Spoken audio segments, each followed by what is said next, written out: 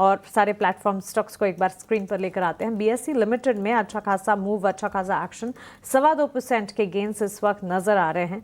यहाँ पर भी कुणाल डाउनसाइड मूव्स नजर आए जरूर हैं।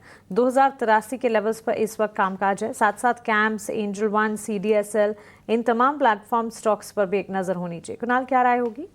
तो काफ़ी इंटरेस्टिंग स्पेस बन रहा है बिकॉज अगर हम बीएससी की बात कर रहे हैं मानसी, तो आई थिंक ये थर्ड टाइम है लास्ट 2 या 3 साल में 2023 के आसपास में जब स्टॉक ने अपने 200 मूविंग एवरेज को ब्रेक किया है। पिछले 2 अटेम्प्ट में वो जस्ट ब्रेक करके बाउंस कर गया था। इस बार भी फिलहाल अगर वैसा वाला सेम सिनारियो बनता है बीएससी में, तो हम एक्सपेक्ट कर सकते हैं कि ट्रेंड वापस से सस्टेन हो सकता है। बट इस पर सबसे बेस्ट ट्रेड बनता है जब हम कंफर्मेशन हमें मिले स्टॉक्स में। वो कंफर्मेशन जब होता है जब स्टॉक 50 डीएमए को क्रॉस करता है। करंट लेवल्स वो करीबन 2300 के आसपास है बीएससी में। तो मैं फिलहाल करंट लेवल्स पे 2100 पे कोई ट्रेड सजेस्ट नहीं करूंगा। बट हाँ, अगर ये स्टॉक 2300 के लेवल्स को क्रॉस करे तो एक मेजर रिवर्सल बन सकता है बीएससी में अपसाइड के लिए, और वहां से हमें बाउंस बैक या एक पोजिशनल अपसाइड के लिए खेल सकता है। ओके, तो चलिए प्लेटफॉर्म स्टॉक्स पर ये नज़रिया एक बनता हुआ। कुणाल, टू अर्ली टू से, लेकिन इस वक्त जहां हम बात सारे थीम्स की कर रहे हैं, ऑटो क्षेत्र की बातचीत हो रही है, लेकिन ऑटो चल रहे हैं, काफ़ी चल रहे हैं। एफएमसीजी कंजम्पशन यस चल रहे हैं, लेकिन इनके साथ कुछ ऐसे प्लेयर्स भी हैं, कुछ ऐसे थीम्स भी हैं जो कि पूरे आसार नज़र आ रहे हैं कि आने वाले दिनों में एक मूव नजर आएगा, जैसे कि hotel stocks, travel, tourism, leisure.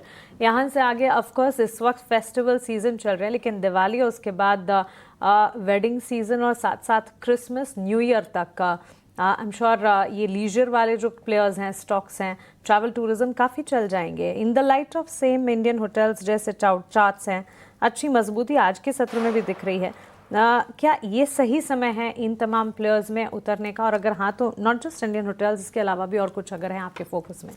तो 2 स्टॉक्स जो है वो रडार पे पिक हो रहे हैं। पहला इनफैक्ट इंडियन होटल्स, जो मेरा मानना है कि एक अच्छे करेक्शन जोन पे आ चुका है।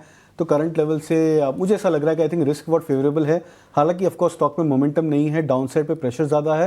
बट जनरली हम कहते हैं कि जब रिस्क बहुत फेवर में आ जाता है तो वहाँ पे अक्यूमुलेशन जोन बन जाता है स्टॉक्स में। तो इवेंचुअली स्टॉक्स शॉर्ट टर्म या मीडियम टर्म चार्ट्स में वहाँ पे बॉटम बना लेते हैं और ग्रेजुअली हम देखते हैं कि स्टॉक में मोमेंटम पिक होता है। तो आई थिंक इंडियन होटल्स उस जोन पे वापस रीटेस्ट कर रहा है। शैले होटल्स की बात करी तो ये भी एक इंटरेस्टिंग चार्ट बनता हुआ नजर आ रहा है।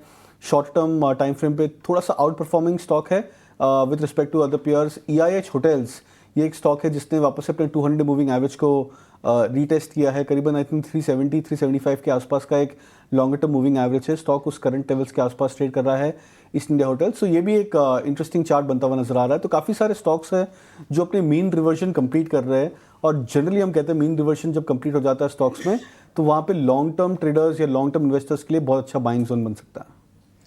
तो ये नज़रिया कुछ हॉस्पिटैलिटी सेक्टर पर इसके अलावा आज जो पूरा सेक्टर बस कर रहा है वो है ऑयल एंड गैस का स्पेस, और ख़ास तौर से OMCs। आप देखिए काफ़ी शानदार एक्शन आप देखेंगे BPCL, HPCL, ऑयल इंडिया जैसे काउंटर्स में, और इसी